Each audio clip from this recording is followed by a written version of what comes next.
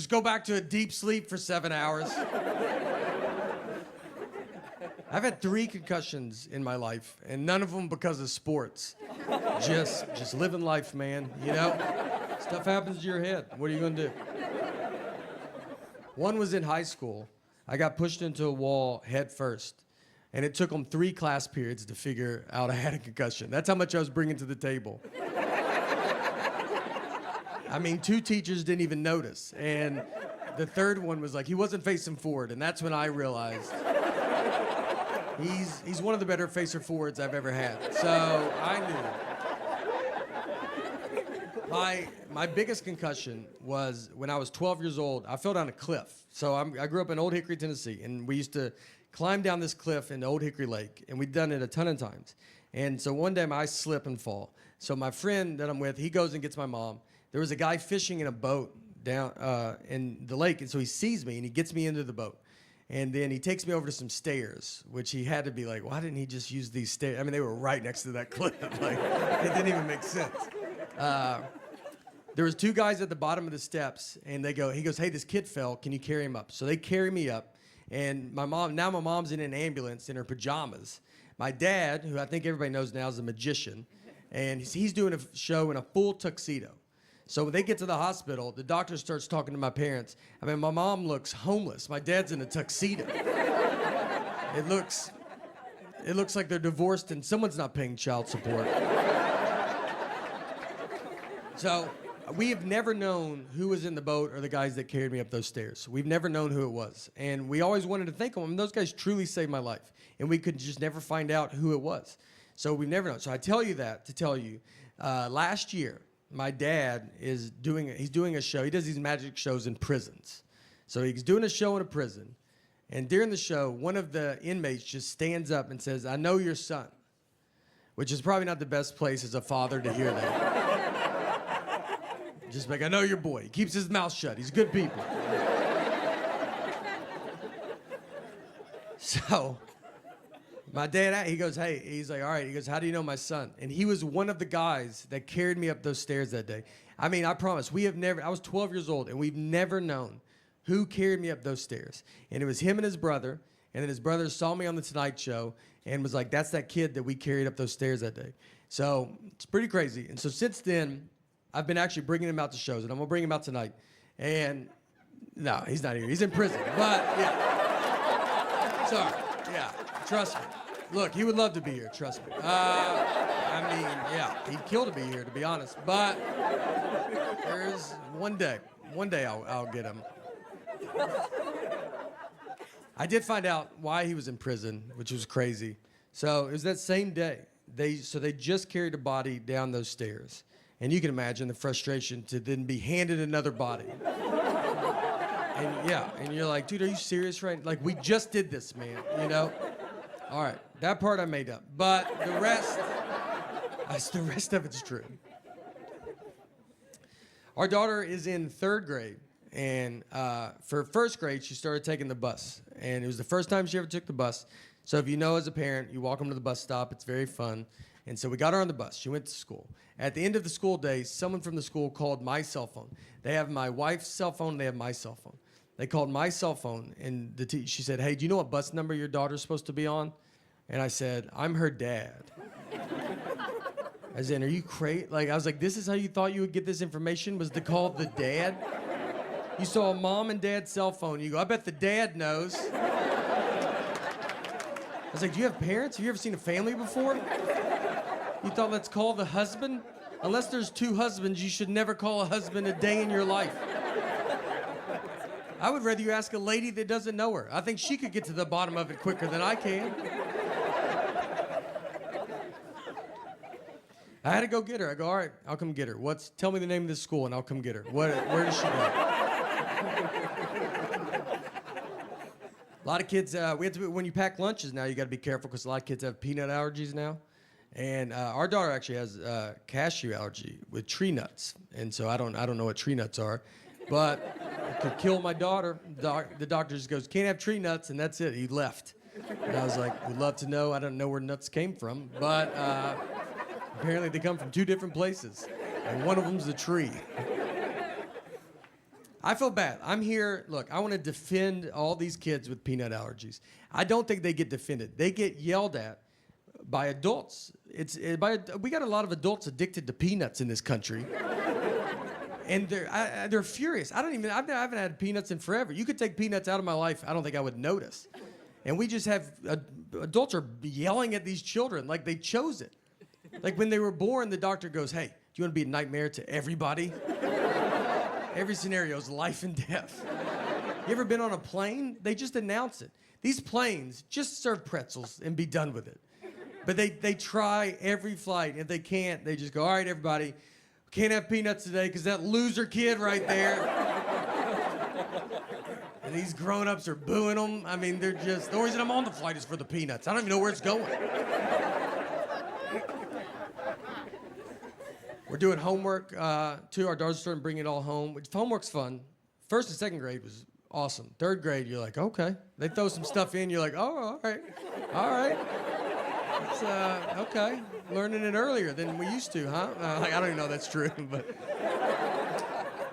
She brought home Common Core math. That's fun. It's a new math they invented. No heads up, just give it to parents that never learned it.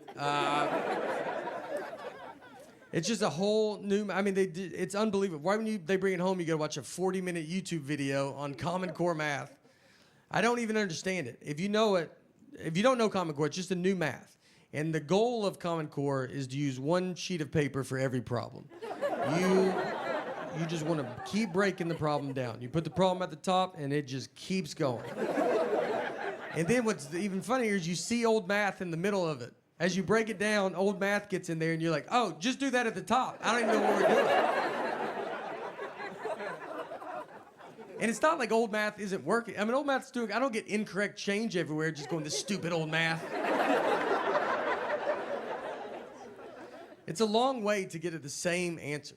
I told my wife, I go, it feels like if you knocked on my front door and I opened it, and you say, can I come in? And I was like, do you mind walking in and coming in through the back door? And you'd be like, does the front door not work? I'm like, no, it works. I use it. A lot of people still use it. But the new way is to go jump the fence and come in the back and meet me at this same spot. Well, even though I make fun of Common Core, I have learned stuff from elementary homework, which is embarrassing. I'm 41. My daughter's 8. Nothing should ever come out of her mouth that I'm like, what? What was that? I learned when to use a or an in a sentence. I didn't know that there was a rule in play. I thought you felt it out, you know? You just go, that feels right, and that's what you do. I do the same thing with a comma. I never known where a comma's supposed to go. If I feel a comma's coming, I try to get out of that sentence so bad. And if I can, I just put a comma and see if someone says something, you know? If they're like, is that a comma? I'm like, isn't my comma button has been sticking on my phone.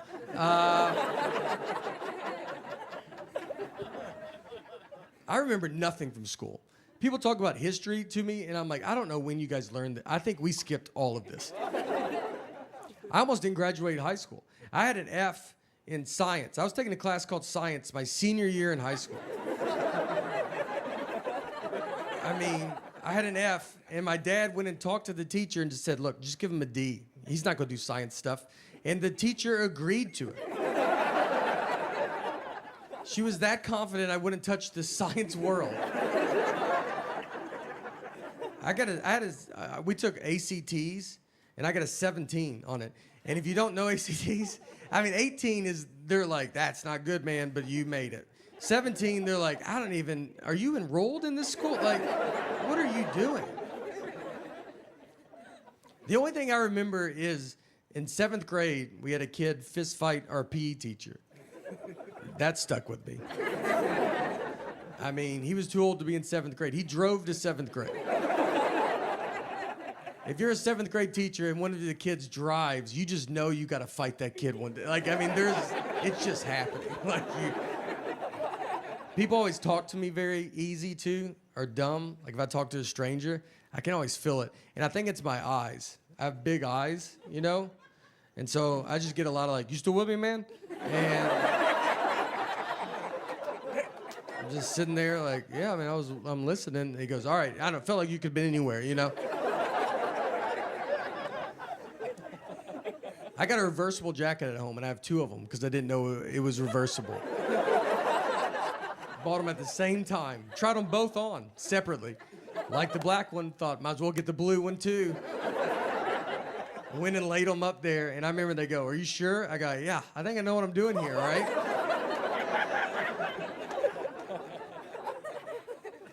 The dumbest I've ever been talked to, I like to golf. And so a guy was telling me there's a real golf course in North Carolina where they have llamas or the caddies. So if you don't know anything about golf, I mean, you know, a caddy usually carries your bag around, tells you how far you are from the hole, and helps you out.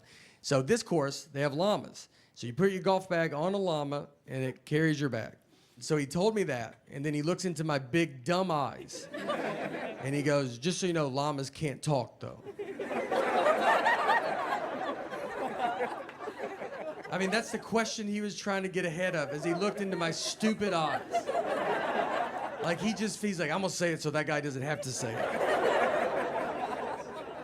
Like, I'm just at the zoo talking to the giraffes, just, "Hey, where are you guys from, you know? I know where you're from, but where are you from? You know what I mean?" I'm gonna let this one go by. I mean, like, you know, the hard part is I see them coming before y'all, and I mean, I just see a blinking light, like, 5 miles away going, "That one looks like it's coming." In my head, I'm just like, I think it's, you know. A couple times I've looked and it was just stars. I honestly, I like look up and I'll be like, "That one's not moving that quick." I feel like one's just sitting on top of it. You're like, "That's the moon." Is it? So I'm 41 years old. And when I turned 40 was the first age I did not want to turn. I remember my parents turning 40. It just feels old. And it's also the age that you do realize everybody you're talking to, you are older than. Before you're 40, I think everybody you talk to is your age. And for some reason, when you turn 40, you're just older than that person. I'll just be talking to them like, "Remember that? It's like 97, 98. They go, "I wasn't born yet." You're like, "Golly, are you serious, dude?" In my eyes, we look the same. Where's your dad at? Let me talk to him, because I swear I thought you were my age. One thing I got when I hit my 40s was claustrophobia. Never had it. Actually got it here on the Simpsons ride, which is what's crazy. I mean, we're 100 yards away from where my life fell apart. I rode that ride with my daughter, and we're sitting on it, and we had another buddy, and he has his 2 girls on, and so we sit there, and they pull the bar down, and the bar, my leg gets stuck in the middle, and it just opened a door that I never knew was there. I mean, it's like a problem. I had to stop the ride. It's super embarrassing to stop a child's ride and just be like, I'm just waving, I'm like, I can't do it. And then they open the bar, and they go, "All right, you can do it again." I was like, "I'm out, dude." And no one got to ride it because I couldn't ride it. We all had to leave. Yeah, ruined it for everybody. And that's claustrophobia. It just kind of ruins everybody's time. It's what's funny, the panic of claustrophobia is pretty funny, though. I mean, it's not funny when it's happened to you, but how quick you go from normal to just an insane person it's all at the same time. So it's all kind of new to me, so I forget I have it. And I'll put myself in a situation, and I go, "There it is." I got an Uber once with like 7 people. And so we get in, I'll get in the 3rd row, trying to be a good guy. And I climb in the back, they put all the seats up, and it just starts hitting me. And I mean, I'm back there, you're like, just trying to be normal, you know, you're not talking. And then you just go, "Hey, you think you could roll the window down? You know what? Can everybody just get out of the van real fast?" I mean, we're just driving down the interstate. "Hey, could y'all crack the window? Do you mind if I drive the Uber? You think I could drive it?"